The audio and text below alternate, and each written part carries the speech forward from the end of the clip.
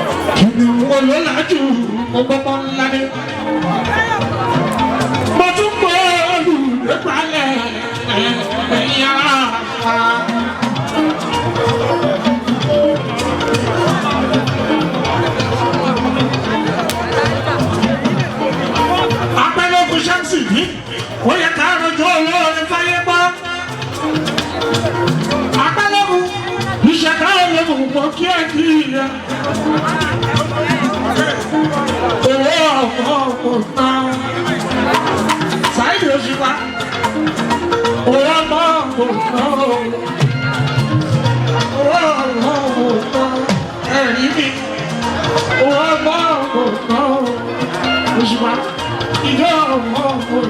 Africa Media Live TV. Kindly subscribe to our YouTube channel to get updated on the trending gist, latest news all over the world.